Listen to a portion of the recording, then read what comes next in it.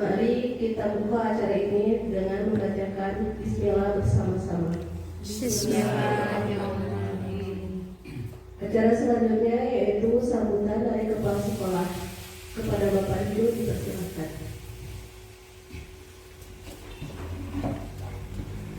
Assalamualaikum warahmatullahi wabarakatuh.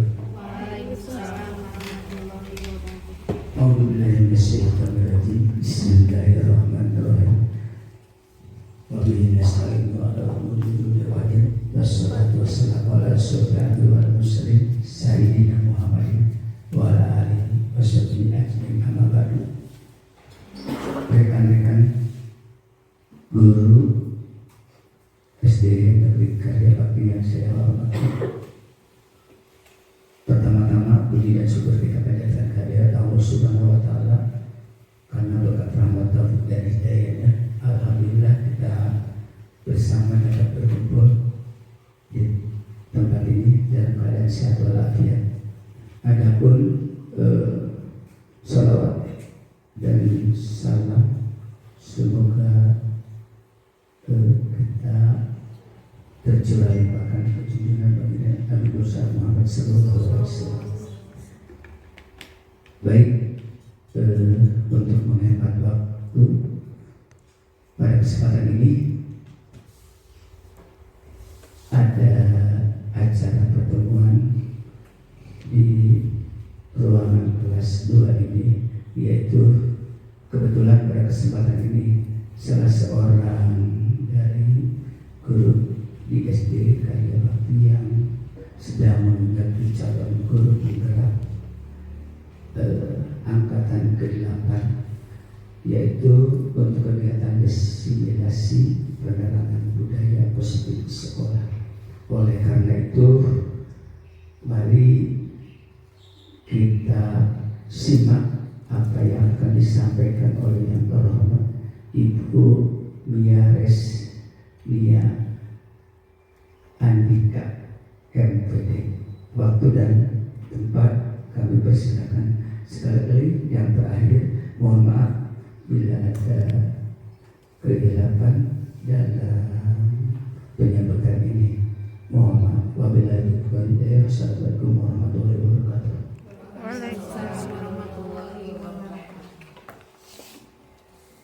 Baik, selanjutnya kepada Ibu Mia selaku calon guru penggerak angkatan 8 dipersilakan.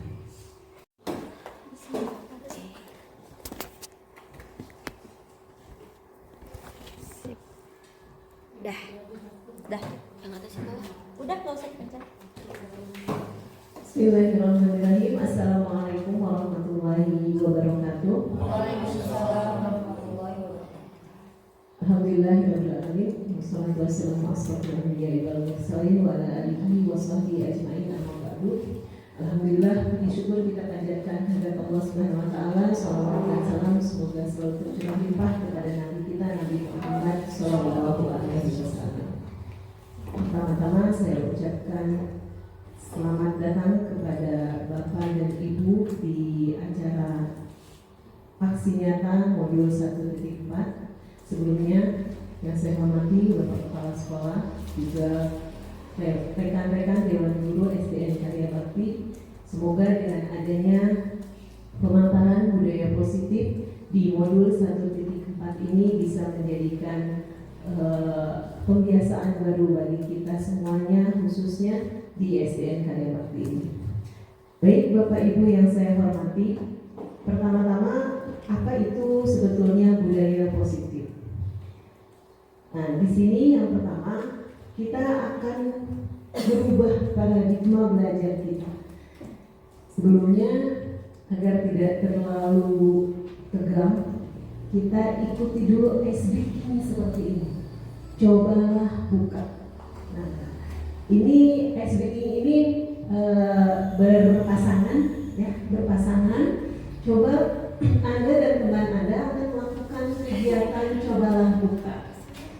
Nah, Anda ini mengepalkan satu tangan Anda. Silakan satu orang mengepalkan satu tangan. Dan bayangkan berharga di dalam ini.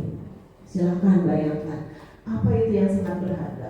Mau intan, mau berlian, mau emas, mau gorengan, silahkan terserah. Pokoknya itu sangat berharga. Anda perlu menjaga benda tersebut sekuat tenaga Anda karena begitu pentingnya untuk kehidupan Anda. Nah, tugas rekan Anda, ya, sebelahnya temannya ini mencoba dengan segala cara untuk membuka kepalan tangan Anda. Teman ini boleh membujuk, menghardi, mengintimidasi, memarahi, menggoda, menggelitik, bahkan menawari Anda uang agar Anda bersedia membuka kepalan Anda. Ya, silakan coba. Kita akan mencoba, mangga. Temannya silakan mencoba untuk sama-sama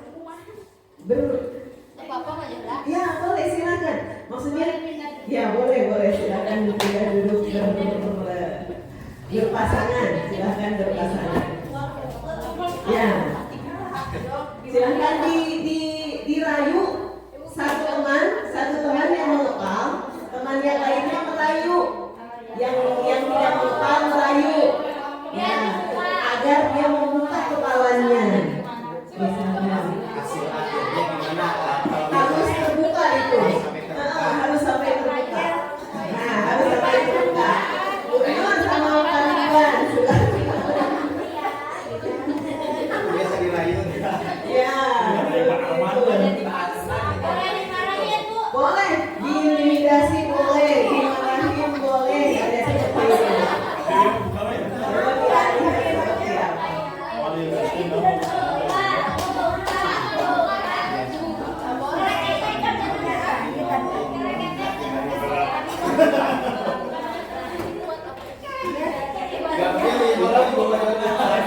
Sudah terbuka?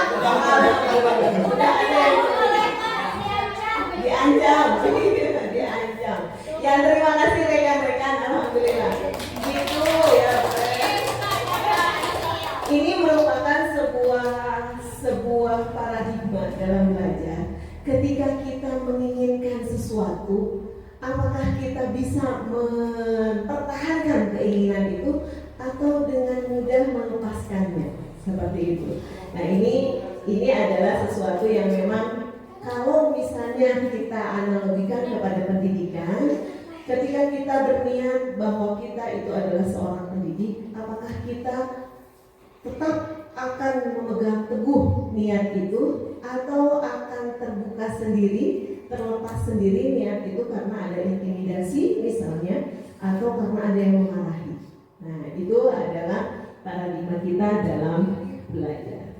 Selanjutnya, ini ada teori kontrol dari Dr. William Glasser. Ini seorang psikiater dan pendidik. Dalam teori kontrolnya kemudian dinamakan sebagai choice theory. Ini meluruskan beberapa miskonsepsi tentang makna kontrol. Tadi mungkin ketika ibu menggenggam sesuatu yang berharga ini, siapakah yang mempunyai kontrol?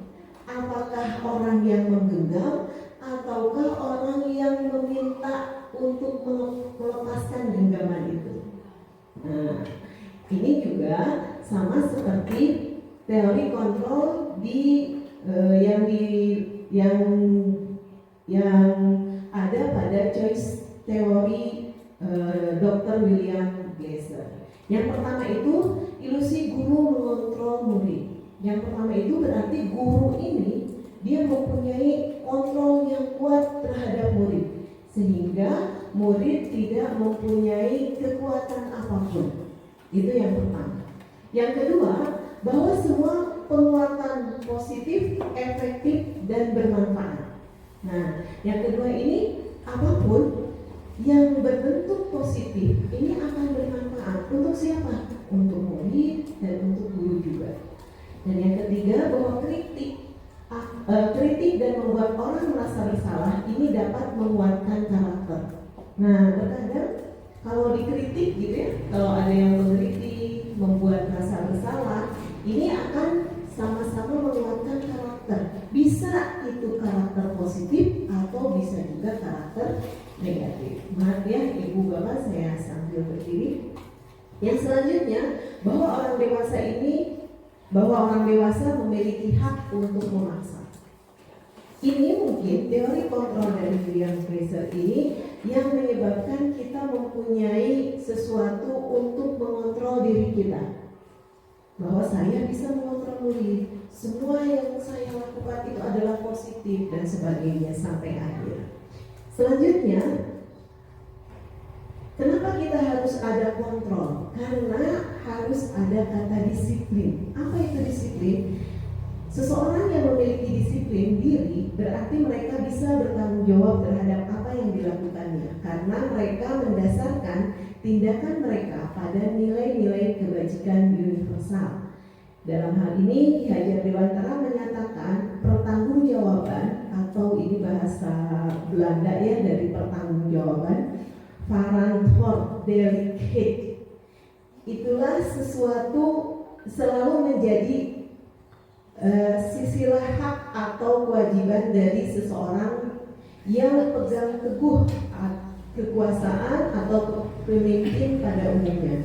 Adapun artinya tidak ada orang lain.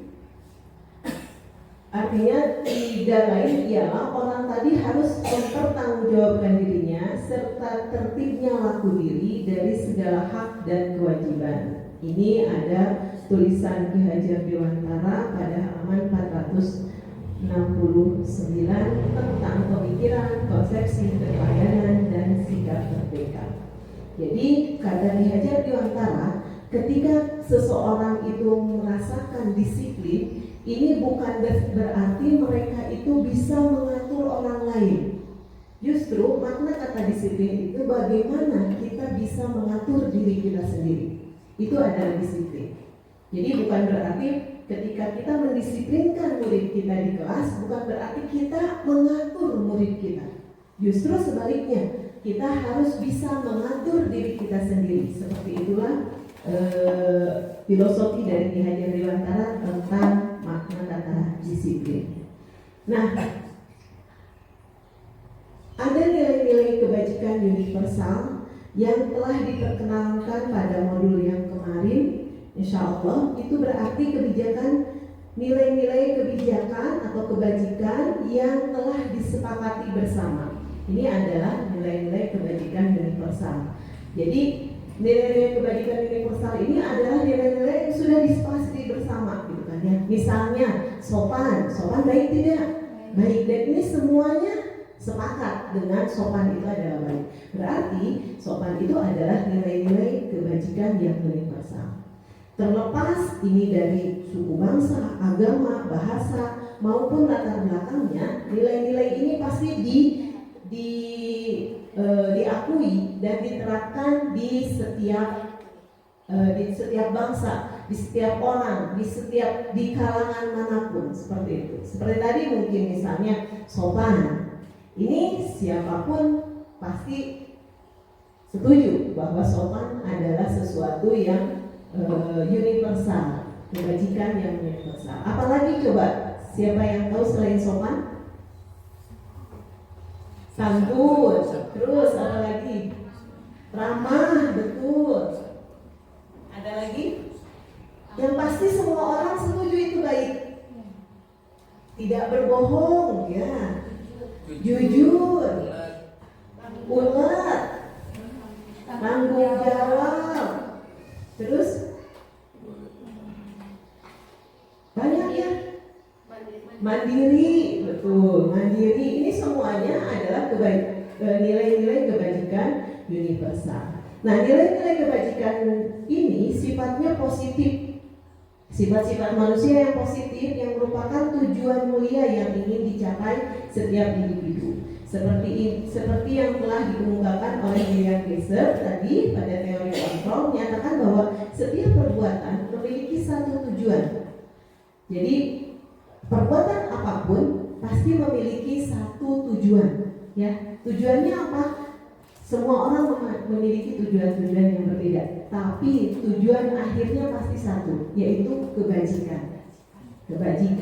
Jadi tidak ada satu orang pun di dunia ini yang menginginkan selain dari kebajikan. Bahkan katanya ya seorang pencopet pun ingin anaknya baik, gitu ya. Ingin anaknya baik. Jadi semua orang dalam kalangan manapun, suku manapun pasti menginginkan sebuah kebajikan. Yang selanjutnya, Diana Dawson ini mengungkapkan bahwa dengan menaikkan nilai-nilai kebajikan yang diyakini seseorang, maka motivasi intrinsiknya akan terbangun, sehingga menggerakkan motivasi dari dalam untuk dapat mencapai tujuan yang mulia yang diinginkannya. Nah, ketika seseorang itu sudah paham dengan nilai-nilai kebajikan ini, maka insya Allah nanti nilai-nilai kebajikan ini akan membuat dia termotivasi, ya, membuat dia termotivasi. Selanjutnya,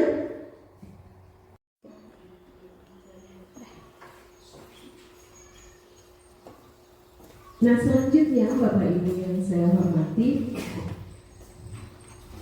tujuan dari apa yang tadi disepakati oleh kita dalam nilai-nilai kebajikan universal pada pendidikan kita itu adalah profil pelajar Pancasila. Ini menjadi tujuan akhir dari pendidikan di Indonesia, bahwa semua murid di Indonesia ini harus mengacu kepada profil pelajar Pancasila. Apa itu profil pelajar Pancasila? Ada 6 dimensi dalam profil pelajar Pancasila. Yang pertama itu beriman, bertakwa kepada Tuhan Yang Maha Esa, dan berakhlak mulia. Ini menjadi dimensi pertama yang harus dimiliki oleh setiap murid, gitu kan ya. Jadi isi dari profil pelajar Pancasila itu adalah beriman. Tidak ada satupun murid-murid di Indonesia yang tidak boleh yang tidak boleh atau yang tidak ada nilai-nilai keberimanan dan ketakwaannya dalam dirinya. Sehingga yang pertama ini betul-betul harus menjadi titik tolak dari tujuan kita dalam mengajar. Yang kedua, profil pelajar Pancasila yang kedua itu adalah mandiri. Jadi bagaimana murid kita itu harus diajarkan untuk bisa mandiri. Jadi kita tidak lagi mengajarkan dengan cara memberikan materi, terus-terusan memberikan materi. Justru sekarang itu harus berubah paradigmanya agar murid bisa mandiri, bisa lebih mandiri. Yaitu dengan cara murid juga bisa mengakses materi sendiri, gitu kan ya, mempunyai pengetahuan sendiri seperti itu. Dan kegiatan-kegiatan yang kita laksanakan di kelas juga harus mengarah kepada murid-murid agar bisa menjadi mandiri. Yang selanjutnya, profil pelajar Pancasila dimensi yang ketiga itu adalah bernalar kritis. Jadi murid itu harus bisa lebih mempunyai nalar yang kritis, tidak kemudian cap iya saja. Kalau disuruh ya, kalau nggak disuruh ya sudah tidak dikerjakan. Seperti itu. Justru ketika ada murid kita yang lebih berkritis ketika mengumpulkan pendapat atau pertanyaan, itu adalah sesuatu yang sangat positif sekali. Nah, ini harus dibiasakan gitu ya, murid untuk bernalar kritis ini harus dibiasakan. Bagaimana caranya? Kita harus melaksanakan pembelajaran di kelas itu yang memang bisa menjadikan murid mempunyai nalar yang kritis.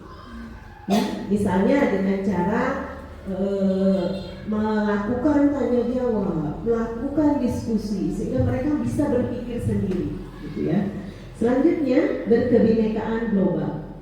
Nah, kita tahu Indonesia ini mempunyai banyak sekali suku. Kalau kata Ustaz Hadi Hidayat, yang paling banyak sukunya itu adalah orang Sunda. Karena satu orang mempunyai 2 suku, alhamdulillah. Itu, jadi Indonesia ini mempunyai banyak sekali suku. Nah, dari suku-suku ini kita harus mempunyai Kita harus mempunyai suatu keinginan untuk bisa global, gitu ya. Tidak kemudian merasa bahwa suku saya yang paling tidak seperti itu. Tapi semuanya bisa baik dan bisa membuat apa yang ada dalam diri setiap manusia atau setiap murid yang ada di sekolah kita menjadi sesuatu yang bisa berpikir secara global. Walaupun kita ada di lingkungan yang pedesaan, tapi cara berpikir kita sudah global. Kemudian yang selanjutnya, ini yang harus terus-terusan digalakkan, yaitu bergotong royong, ya, berkolaborasi. Nilai ini yang memang sekarang mungkin sudah sangat banyak sekali berkurang. Nilai-nilai gotong royong ini tidak seperti dulu. Kalau ada kegiatan apapun masih ada gotong royong. Nah, gotong royong ini, nilai kolaborasi ini sudah semakin terkikis dengan adanya kemajuan zaman. Orang lebih suka berindividu gitu ya, individualis daripada gotong royong. Nah, ini yang harus diterapkan lagi dalam diri murid-murid kita. Jadi di kelas juga kita harus menanamkan sikap gotong royong pada murid kita. Ya, misalnya dengan cara apa? Dengan cara melaksanakan kegiatan dengan cara berkolaborasi.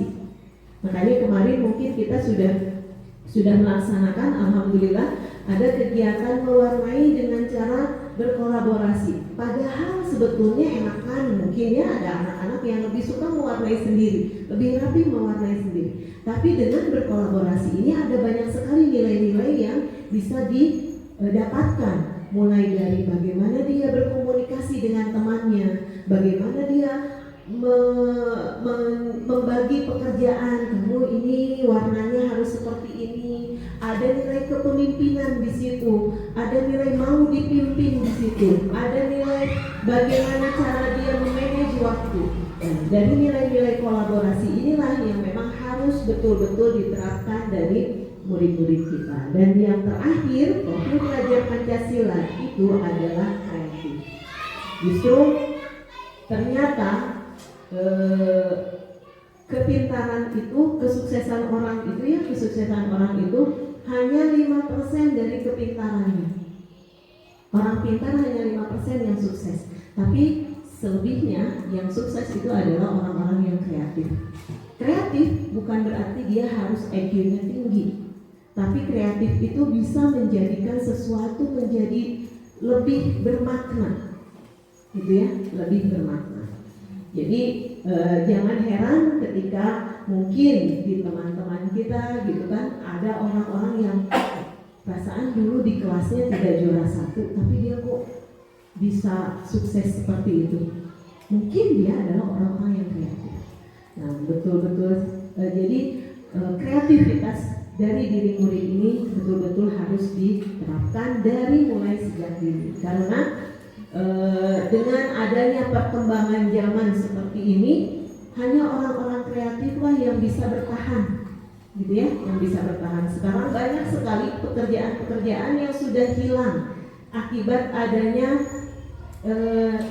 AI ya, artificial intelligence. Jadi salah satu yang hilang itu adalah sekretaris. Sudah tidak butuh lagi sekretaris karena sudah bisa merekam dan menulis sendiri gitu kan ya, dengan teknologi AI ini. Nanti akan ada banyak pekerjaan katanya sampai sekarang itu hampir 50% pekerjaan yang dulu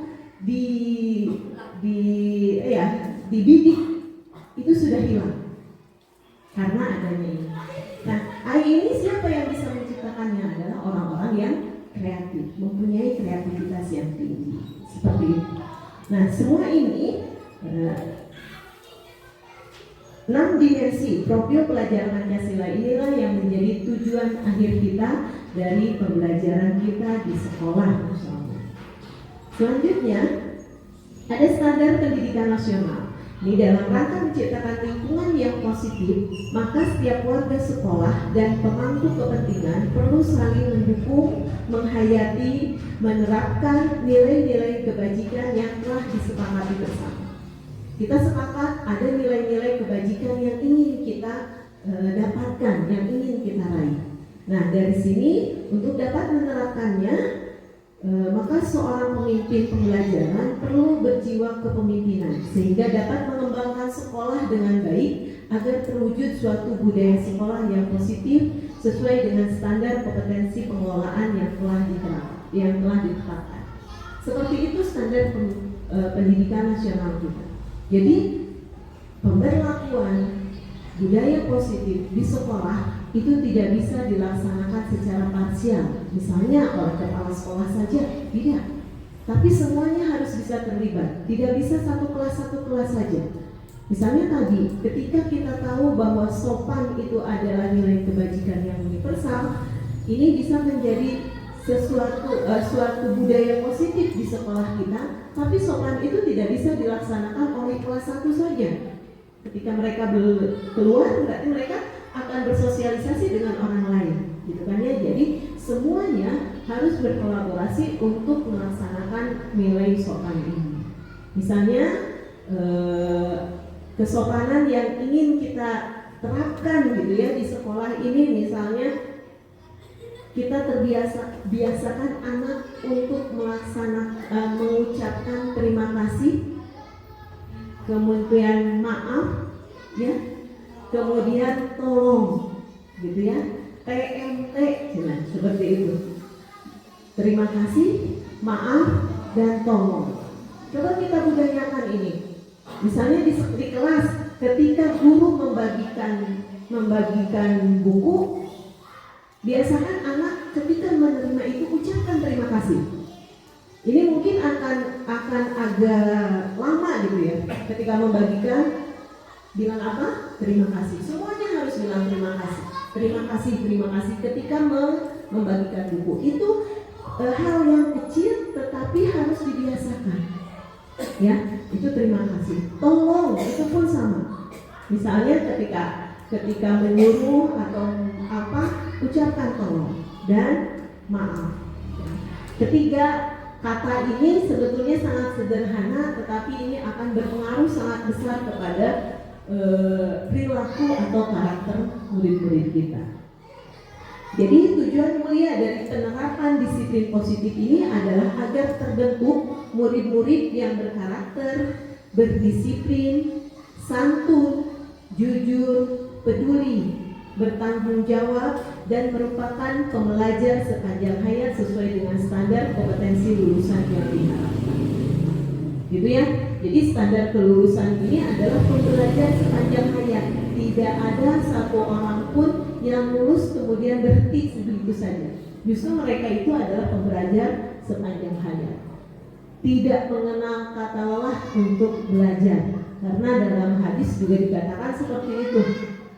Tuntutlah ilmu dari buayan hingga ke liang lahat. Jadi semuanya itu harus dilaksanakan. Pembelajar sepanjang hayat ini merupakan nilai-nilai Islami yang memang harus kita jalankan dalam kehidupan kita sehari-hari. Selanjutnya, ketika kita menerapkan disiplin, ada yang ini korelasinya sangat erat sekali dengan hukuman, konsekuensi, dan restitusi. Biasanya kalau mau anak-anak disiplin harus ada hukuman, gitu ya. Kalau tidak disiplin nanti akan ada konsekuensinya seperti ini. Nah, apa itu perbedaan dari hukuman, konsekuensi, dan restitusi? Yang pertama, dalam menjalankan peraturan ataupun keyakinan kelas, bila mana ada satu pelanggaran, tentunya sesuatu harus terjadi. Untuk itu, kita perlu meninjau ulang tindakan menegakkan peraturan atau keyakinan kelas atau sekolah kita selama ini. Tindakan terhadap suatu pelanggaran pada umumnya berbentuk hukuman atau konsekuensi. Jadi, apa itu hukuman dan konsekuensi? Jadi seperti ini Ibu Bapak. Ketika kita melihat bahwa ada murid yang datang terlambat datang ke sekolah seperti itu. Kemudian ada guru yang melihat, kamu kenapa terlambat? Langsung, kamu lari 3 kali putaran.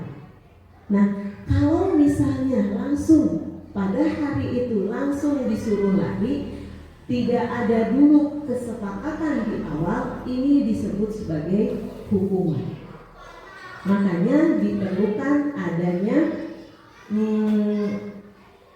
keyakinan kelas atau keyakinan sekolah. Keyakinan kelas atau keyakinan sekolah ini harus kita bangun dulu. Jadi sebelum adanya menerapkan disiplin, kita harus yakinkan dulu warga kelas kita, warga sekolah kita untuk mematuhi disiplin itu, untuk mematuhi kebajikan, nilai-nilai kebajikan universal tadi. Agar apa? Agar budaya positif di sekolah itu bisa terlaksana. Misalnya tadi sama, ketika dia datang terlambat tapi disuruh lari juga karena sudah ada kesepakatan di awal. Ketika dia bertanya, nah, kenapa terlambat? Misalnya, ya Bu, saya dengan alasannya seperti itu. Kamu tahu kalau misalnya terlambat harus seperti apa? Oh Bu, berarti harus lari. Nah, kalau itu sudah jadi sebuah konsekuensi, misalnya, ya, terlambat atau tidak mengerjakan tugas, kamu harus mengerjakan tugas pada hari itu, tidak boleh istirahat. Tidak datang, tidak mengerjakan tugas, bermain saja di kelas, berarti harus menyelesaikan tugas itu dan tidak boleh istirahat. Itu adalah konsekuensi dari pelanggaran disiplin. Nah, ada lagi satu hal yang menjadi sesuatu yang lebih baru lagi, yaitu restitusi. Ini adalah proses menciptakan kondisi bagi murid untuk memperbaiki kesalahan mereka sehingga mereka bisa kembali pada kelompok mereka dengan karakter yang lebih luas. Restitusi ini juga merupakan proses kolaboratif yang mengajarkan murid untuk mencari solusi untuk masalah mereka dan membantu murid berpikir tentang orang seperti apa yang mereka inginkan dan bagaimana mereka harus memperlakukan orang lain. Jadi contohnya seperti ini untuk restitusi. Tadi kita sudah paham tentang hukuman. Kalau hukuman itu langsung gitu ya, tidak ada kesepakatan di awal. Kalau konsekuensi itu biasanya ada kesepakatan dulu, tapi tetap melaksanakan sesuatu yang memang harus dilaksanakan sebagai akibat dari pelanggaran disiplin. Kalau restitusi ini biasanya orang yang mendapatkan hukuman atau mendapatkan konsekuensi ada rasa bersalah nggak dalam dirinya? Pasti ada kan ya? Seperti ini. Bisa jadi ada anak yang karena mendapatkan hukuman atau konsekuensi dia menjadi down semangatnya pada hari itu. Ya, dia menjadi hilang semangatnya, dia menjadi tidak percaya diri karena dilihat oleh teman-temannya berkeliling ke lapangan seperti itu. Itu adalah sesuatu yang ketika anak itu beres melaksanakan hukuman atau konsekuensi itu, ketika dia kembali lagi ke kelas, suasananya sudah berbeda, ya kan? Suasana hati anak ini sudah berbeda, suasana murid ini sudah berbeda. Yang tadinya mungkin walaupun kesiangan dia semangat pokoknya harus ke sekolah, tapi ketika sampai di sekolah malah dipermalukan seperti itu karena hukuman. Datang ke kelas dia menjadi tidak semangat lagi untuk belajar. Nah, makanya ada satu langkah yaitu restitusi. Restitusi ini lebih manusiawi kelihatannya. Maksudnya memang lebih manusiawi seperti ini. Ketika anak datang, kemudian dia mengatakan bahwa saya terlambat. Mengapa terlambat? Tanyakan dulu alasannya. Ketika sudah dikemukakan alasannya, kita tetapkan bahwa kesalahan itu bisa terjadi pada siapa saja. Ya, terlambat itu bisa terjadi pada siapa saja. Sehingga anak tidak merasa bahwa ya saya bersalah sekali karena terlambat. Jadi bisa seperti ya, ibu paham kalau misalnya terlambat itu sesuatu kesalahan. Kita semua juga pasti melakukan kesalahan. Nanti kan anak itu tahu bahwa oh iya, bukan saya saja yang suka melaksanakan kesalahan. Ibu juga suka melaksanakan kesalahan. Teman-teman juga pernah melaksanakan kesalahan. Sehingga tidak ada rasa tidak percaya diri pada diri siswa pada waktu itu. Nah, setelah itu barulah kita tetapkan lagi seperti apa seharusnya kamu memperbaiki kesalahan ini. Seperti itu ya. Setelah itu biarkan dia yang mencari solusinya. Ya Bu, saya tahu keyakinan kelas kita seperti ini, maka saya harus memperbaikinya dengan seperti itu, gitu. Nah itu berarti dari mana datangnya? Itu dari diri anaknya, dari diri murid kita. Jadi bukan dari kita. Kayaknya karena dia tahu bahwa ada nilai yang dilanggar. Nah ini merupakan contoh dari restitusi. Nah ibu bapak, ternyata ketika kita mau mendisiplinkan anak atau murid di sekolah, kita terkadang terjebak kepada sebuah kata penghargaan.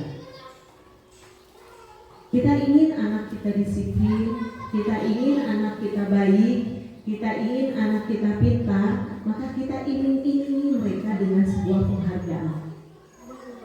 Ayo, siapa yang bisa mengerjakan ini dan akan mendapatkan permen dari ibu? Gitu ya. Ternyata penghargaan ini bisa dihukum, bisa menjadi sebuah hukuman. Katanya sering saat kita berulang kali menjanjikan hadiah kepada anak-anak agar berperilaku bertanggung jawab, atau kepada seseorang murid agar mempelajari sesuatu yang baru, atau kepada seorang karyawan agar melakukan pekerjaan yang berkualitas, kita sedang berasumsi mereka tidak dapat melakukannya, atau mereka tidak akan memilih untuk melakukannya. Nah ini hukumannya seperti itu. Jadi paradigma kita ketika kita mengiming-imingi sebuah penghargaan, kita mengatakan bahwa si anak ini tidak akan melakukan kalau misalnya tidak ada hadiah. Nah itu yang salah. Justru itu yang harus dirubah. Dikatakan oleh Al-Fiqhan merupakan, katanya baik penghargaan maupun hukuman ini adalah cara mengontrol perilaku seseorang yang menghancurkan potensi untuk pembelajaran yang sesungguhnya. Menurut Kohn, secara ideal, tindakan belajar itu adalah penghargaan yang sesungguhnya. Jadi ketika anak itu mau belajar, itulah penghargaannya. Jadi bukan berarti kita mengiming-imingi hadiah, tidak seperti itu. Nah, kita juga sudah tahu ya bahwa yang namanya penghargaan ini bukan ada penghargaan yang betul-betul sangat sudah terbiasa kita laksanakan, tetapi ternyata itu adalah hukuman bagi yang lain. Misalnya penghargaan ketika seorang anak mendapatkan nilai yang bagus. Pada waktu itu hanya 3 anak saja yang mendapatkan ranking, ranking 1, 2, 3 itu adalah penghargaan. Justru hanya 3 anak saja inilah yang merasa senang, tapi yang lainnya tidak senang. Nah, tidak seperti itu pendidikan. Pendidikan itu justru harus menjadikan semua murid merasa senang akibat pendidikan ini. Ya, jangan sampai kita menghukum anak dengan penghargaan. Karena nanti tidak akan menjadikan anak sebagai seorang yang mandiri. Ini juga sering mungkin ya di kehidupan kita sehari-hari. Misalnya menyuruh anak untuk melakukan sesuatu, misalnya gitu kan ya, beli di rumah misalnya, tolong belikan ini, nanti pulangnya dikasih uang. Itu adalah penghargaan yang justru ini melemahkan dia. Tidak ada nilai tolong menolong di situ, sehingga nanti ke depannya anak itu akan bekerja kalau dikasih uang. Sangat berbahaya sekali. Ini sangat berbahaya sekali. Jadi sudah ketika dia mau menolong orang tuanya, biarkan dia menolong dengan hati yang ikhlas. Jadi jangan kita sisipi itu, jangan kita sisipi itu. Begitu juga di sekolah, gitu kan ya. Kalau misalnya ada murid yang tolong ibu untuk bersihkan ini, kalau itu tidak usah kita memberikan penghargaan terus-menerus. Boleh melaksanakan terima kasih, itu tidak apa-apa. Karena itu bukan merupakan sebuah penghargaan dalam bentuk materi ya. Yang harus hati-hati itu dalam bentuk materi gitu kan ya. Kalau dalam bentuk visual atau gestur kita itu tetap dengan kata lain kita saling apa istilahnya ya saling menghargai. Tapi kalau misalnya dalam bentuk materi ini yang harus kemudian dipikirkan ulang dalam melaksanakannya. Insya Allah. Jadi kalau misalnya kita masih punya anak-anak yang masih kecil di rumah, yang biasakan mereka melaksanakan sesuatu dengan imbalan yang berupa uang seperti itu. Nanti sudah besarnya itu ketika dia mau melaksanakan sesuatu tidak akan mau kalau misalnya tidak ada imbalan, ya. Kalau sesekali ya silakan, tapi butuh apa ya istilahnya ya, butuh analisis yang tajam gitu. Kalau ini akan menyebabkan anak ini karakternya menjadi lemah atau tidak, ya. Sesekali seperti itu. Kalau misalnya keterusan, oh iya ya kemarin dikasih uang, sekarang juga mau dikasih uang, nah itu sudah karakternya sudah melemah gara-gara penghargaan, dalam bentuk apapun penghargaan, gitu ya. Kita bisa yang lain-lain. Selanjutnya,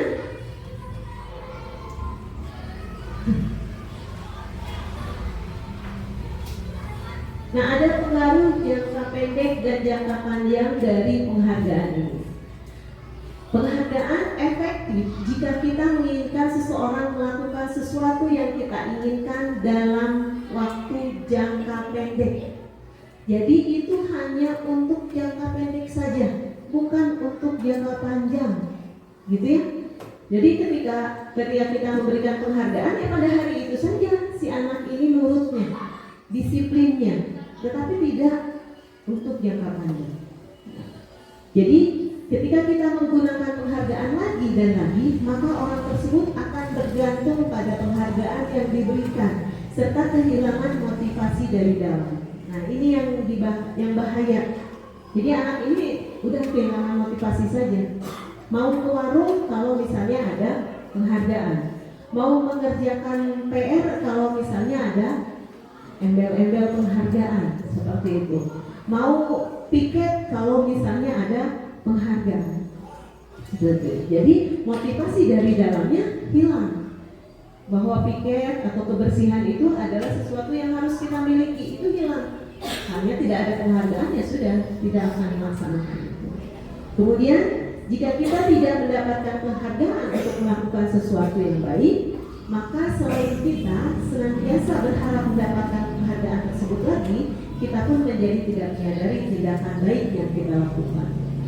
Ya, kenapa? Karena kita tergantung kepada penghargaan. Misalnya juga yang lainnya, ketika kita datang tepat waktu, kok tidak ada yang menghargai, ya sudah tidak akan datang tepat waktu. Dan karena ada penghargaan itu, maka si anak ini atau murid ini tidak menyadari bahwa apa yang dia lakukan itu adalah kebaikan untuk dia.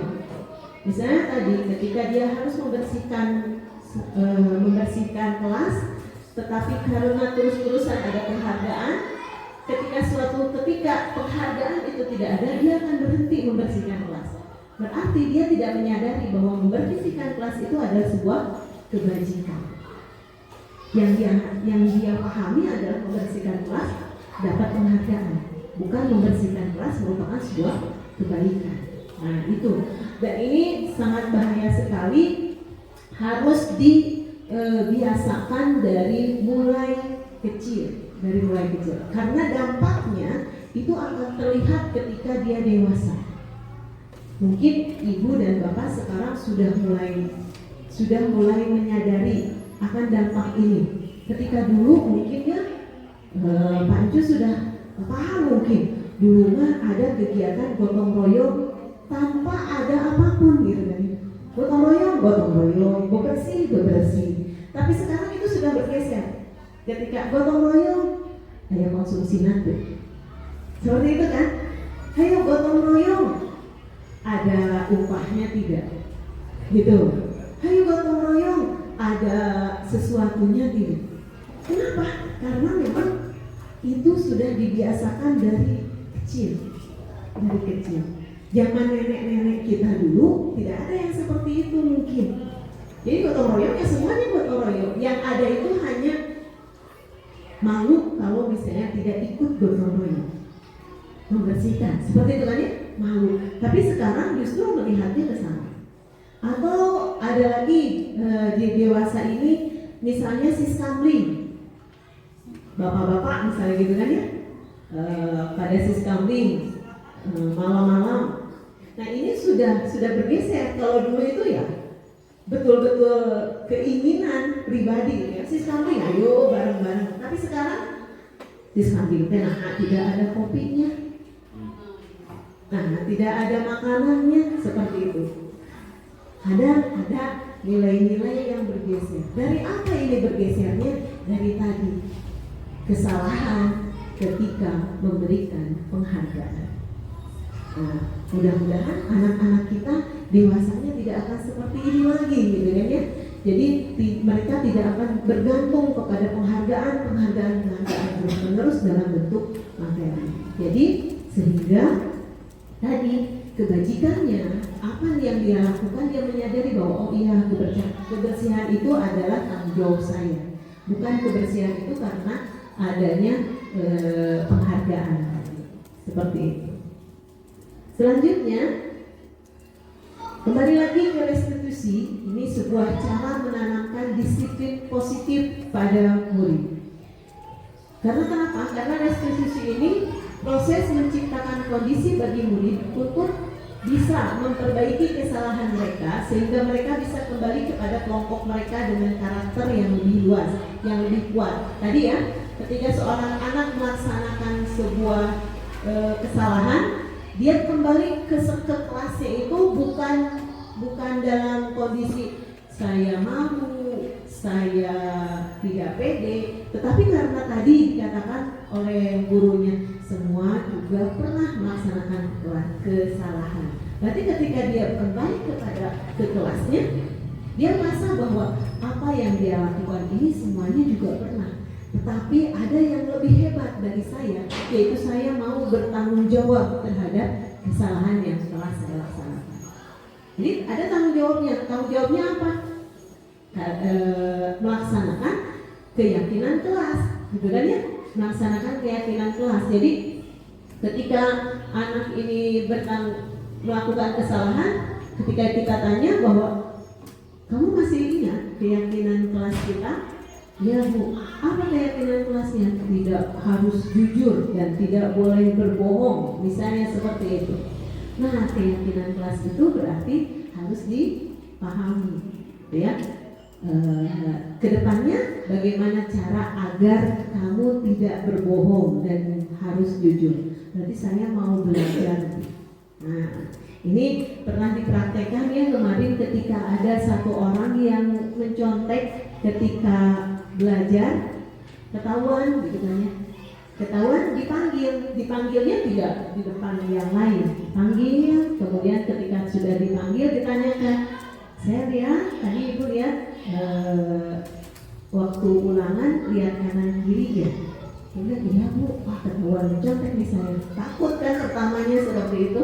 Tapi kemudian kita katakan bahwa ya semuanya pasti. Kenapa kamu melakukan seperti itu? Kenapa kamu mencontek? Dia pasti ada alasan kan? Ya Bu, saya tidak belajar, misalnya seperti itu. Kenapa tidak belajar? Tadi malam malahan nonton TV atau malahan main game. Nah, baru kita katakan bahwa oh ya seperti itu memang mengasihkan. Tapi ada sesuatu yang memang harus dilaksanakan. Ini nanti kita akan melihat pada segitiga restitusi bagaimana cara agar restitusi ini bisa dilaksanakan. Ya. Kemudian restitusi juga sebuah cara menanamkan disiplin positif pada murid. Restitusi ini membantu murid menjadi lebih memiliki tujuan, disiplin positif, dan memulihkan dirinya setelah berbuat salah. Jadi setelah dia berbuat salah, dia kembali pulih semangatnya, semangat belajarnya. Penekanannya bukan pada bagaimana berperilaku untuk atau menghindari ketidaknyamanan. Namun tujuannya adalah menjadi orang yang menghargai nilai-nilai kebajikan yang mereka percayai. Jadi nilai-nilai kebajikan ini harus menjadi sebuah nilai-nilai atau keyakinan di kelas kita. Hanya harus ada gitu ya, keyakinan kelas itu menjadi titik awalnya atau titik nol untuk melaksanakan restitusi. Sebelumnya kita telah belajar tentang teori kontrol, bahwa pada dasarnya kita memiliki motivasi intrinsik melalui restitusi ketika murid berbuat salah. Guru akan menanggapi dengan cara yang memungkinkan murid untuk membuat evaluasi internal tentang apa yang dapat mereka lakukan untuk memperbaiki kesalahan mereka dan mendapatkan kembali harga diri. Jadi restitusi ini menguntungkan korban, tetapi juga menguntungkan orang yang telah berbuat salah. Ini sesuai dengan prinsip teori kontrol William Gesell tentang solusi pada solusi menang-menang, win-win solution, gitu ya, win-win solution. Jadi yang berbuat salah menang, yang keyakinan dari kelasnya juga menang. Ini adalah win-win solution, seperti itu. Nah, seperti tadi dikatakan bahwa titik awal dari kegiatan restitusi ini adalah prosedur pembentukan keyakinan sekolah atau kelas. Jadi tentu betul sekali kita harus membentuk dulu keyakinan kelas kita. Nah sekarang di awal tahun ajaran ini mari kita sama-sama untuk membentuk keyakinan di kelas masing-masing. Ya. Nah, bagaimana caranya prosedurnya? Yang pertama, mempersilahkan warga sekolah atau murid-murid di sekolah atau di kelas untuk bercurah pendapat tentang peraturan yang perlu disepakati di sekolah atau di kelas. Yuk, kita sama-sama. Apa yang harus kita sepakati di kelas ini? Apa yang harus kita sepakati di sekolah ini? Gitu ya. Nah, setelah itu mencatat semua masukan dari murid atau warga sekolah di papan tulis atau kertas yang besar, di mana semua anggota kelas atau warga sekolah bisa melihat hasil curah pendapat itu. Biasanya ditempel atau ditulis di papan tulis. Oh seperti ini. Saya mah nilai kebajikan apa yang ingin didapatkan. Misalnya ada anak yang memang tidak suka berisik misalnya. Jangan berisik di kelas. Itu adalah nilai kebajikan untuk anak itu. Mungkin untuk anak yang lain tidak terpikir ke sana. Gitu kan ya? Tidak boleh membuang sampah. Terserah. Anak mau seperti apa, murid mau seperti apa tentang kebajikan keyakinan kelas ini. Silakan tulis, kemudian susunlah keyakinan kelas sesuai prosedur pembentukan keyakinan kelas atau sekolah dan gantilah kalimat-kalimat yang bentuknya negatif menjadi positif. Misalnya tadi kalimat negatif, jangan berlari di kelas atau koridor. Ini kan berarti kalimatnya negatif. Kita ubah kalimat positifnya, berjalanlah di kelas atau koridor. Ya, anak-anak mungkin belum atau murid belum paham tentang ini. Maka tujuan kita lah sebagai seorang guru yang harus merubah dalam bentuk kalimat negatif menjadi kalimat yang positif.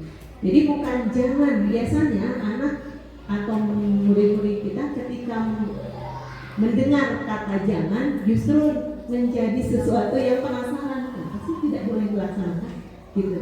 Tapi ubah dalam bentuk positifnya, berjalanlah di koridor. Ini harus jalan, gitu ya, seperti itu. Itu prosedur. Nah, kemudian bagaimana selanjutnya? Kemudian tinjau kembali daftar curah pendapat yang sudah dicatat. Setelah dicatat tadi, setelah dirubah ke dalam bentuk kalimat positif, baru kita lihat lagi, betul tidak ini yang menjadi kesepakatan kelas kita bersama, seperti itu. Nah, ketika sudah ditinjau ulang secara bersama-sama, seharusnya telah ada beberapa peraturan yang telah disatukan menjadi beberapa keyakinan. Maka jumlah butir pernyataan akan semakin berkurang. Bukan ya? Yang banyak satu orang satu, nah ini bisa disatukan, ini bisa disatukan seperti itu. Jadi banyak yang bisa disatukan. Nah, setelah keyakinan sekolah atau kelas dibuat, maka seluruh warga kelas dipersilahkan untuk meninjau ulang, menyetujuinya. Kemudian keyakinan sekolah atau kelas ini selanjutnya diletakkan di dinding kelas atau di tempat yang mudah dilihat oleh semua warga kelas. Gampang keyakinan kelasnya. Kalau bisa itu bareng dengan anak-anak dengan secara kolaborasi begitu ya, untuk menulis dan menempelkan keyakinan. Insya Allah mudah-mudahan nanti setelah ini kita akan membuat keyakinan kelas di kelas masing-masing gitu kan. Sebagai apa? Sebagai bentuk titik awal dari kegiatan restitusi kita untuk menerapkan budaya positif di sekolah. Nah, bagaimana caranya? Ini pembentukan keyakinan sekolah. Pembentukan keyakinan sekolah ini bersifat abstrak daripada peraturan yang lebih rinci dan konkret. Ini harus ada nilai-nilai pernyataan yang universal di dalamnya. Jadi betul-betul nilai-nilai kebajikan universal yang ada, dan bersedia. Kemudian pernyataan keyakinan kelas senantiasa dibuat dalam bentuk yang positif tadi. Kemudian keyakinan kelas hendaknya tidak terlalu banyak, jangan banyak-banyak agar murid bisa menghafalnya. Kemudian keyakinan kelas juga sebaiknya sesuatu yang bisa diterapkan di lingkungan tersebut. Jangan ngawang-ngawang. Kalau misalnya harus infak 2.000 setiap hari, jangan seperti itu yang keyakinan kelasnya. Tapi yang memang betul-betul bisa dilaksanakan di lingkungan tersebut, dan semua warga kelas hendaknya ikut berkontribusi. Jadi semuanya harus ikut berkontribusi dalam kegiatan curah pendapat tadi, dan bersedia meninjau kembali keyakinan kelas dari waktu ke waktu. Misalnya ternyata ada sebuah disiplin yang tidak tercantum dalam keyakinan kelas ini, tapi ternyata ketika itu terjadi, ini harus tercantum, boleh dicantumkan kembali seperti itu.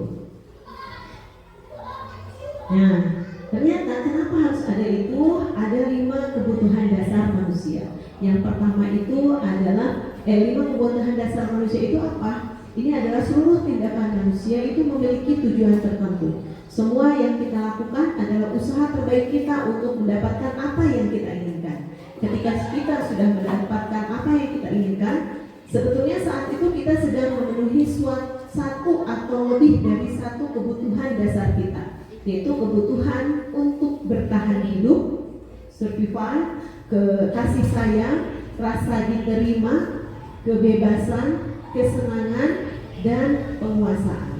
Jadi 5 kebutuhan dasar ini pasti dipenuhi atau dimiliki oleh setiap individu.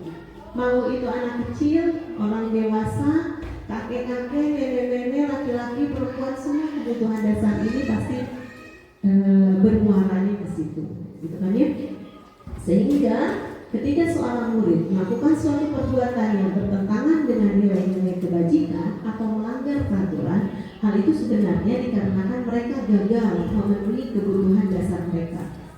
Jadi karena gagal memenuhi kebutuhan dasar mereka inilah mereka melakukan pelanggaran-pelanggaran seperti itu. Selanjutnya ada 5 posisi kontrol dalam melaksanakan restitusi. Yang pertama itu sebagai penghukum. Jadi kita sebagai guru harus tahu di posisi mana kita ketika berhadapan dengan murid. Apakah satu, penghukum? Kalau penghukum tinggal seperti ini, kamu lari, itu saja. Atau yang kedua, pembuat rasa bersalah. Membuat rasa bersalah seperti ini misalnya, Bapak ini sudah capek-capek dari pagi diam di sini, kenapa kamu terlambat? Itu pembuat rasa bersalah, gitu kan? Yang ketiga, teman. Kalau teman, ya sebagai teman, gitu kan ya, teman. Yang teman mah, kalau teman cuman kenapa terlambat? Oh gitu, sudah. Gitu. Yang selanjutnya pemantau. Pemantau ini hanya melihat saja. lambat ya, terlambat lagi, sudah seperti itu. Dan yang selanjutnya itu adalah manajer. Manajer ini adalah posisi yang paling baik. Ya, manajer ini berarti dia menempatkan dirinya sebagai orang yang bisa memanage orang yang salah ini. Dengan cara apa kita bisa menjadi posisi kontrol manajer ini? Dengan cara segitiga restitusi. Ini ada sebuah segitiga. Yang pertama itu kita harus memvalidasi tindakan yang salah. Ya, lihat dulu anak ini salahnya apa. Betul tidak dia berbuat kesalahan? Seperti itu ya. Jadi validasi itu. Jadi betul tidak dia berbuat kesalahan dan dia sadar tidak dengan kesalahannya. Sadarkan dulu dia dengan kesalahannya. Setelah itu kemudian menanyakan, menstabilkan identitasnya. Ya. Setelah menanyakan tadi, memvalidasi tindakan yang salah. Misalnya dengan pertanyaan seperti ini, kamu tentu punya alasan mengapa melakukan itu, atau adakah cara yang lebih efektif untuk mendapatkan apa yang kamu butuhkan, gitu ya. Ada tidak cara yang lebih efektif agar kamu tidak mencontek lagi, misalnya seperti itu. Nah, kemudian menstabilkan identitas. Dia harus stabil dulu identitasnya, jangan sampai dia menjadi down tadi, ya. Misalnya setiap orang pasti pernah melakukan kesalahan. Oh, berarti dia, oh iya, saya stabil lagi identitasnya, tidak turun, gitu kan. Kamu bukan satu-satunya yang pernah melakukan ini, seperti itu. Dan yang selanjutnya, tanyakan keyakinan kelas apa yang telah kita sepakati, atau kamu ingin menjadi orang seperti apa nanti. Saya keyakinan kelasnya tadi yang mencontek, ternyata keyakinan kelas kita harus jujur. Berarti apa yang telah kamu hilangkan dari keyakinan kelas itu sikap jujur. Kalau misalnya sudah seperti itu, apa yang bisa kamu laksanakan? Kalau misalnya kamu harus menjadi anak yang jujur. Oh iya, saya berarti harus belajar nanti kalau misalnya mau melamar, seperti itu. Itu adalah kegiatan restitusi. Nah, terima kasih Ibu Bapak. Semuanya sudah kita laksanakan, sudah kita paparkan. Semoga budaya positif di lingkungan sekolah kita bisa kita terapkan mulai dari sekarang dengan cara tadi sama-sama melaksanakan membuat keyakinan kelas atau keyakinan sekolah di sekolah kita masing-masing. Terima kasih. Assalamualaikum warahmatullahi wabarakatuh. Saya kembalikan kepada moderator.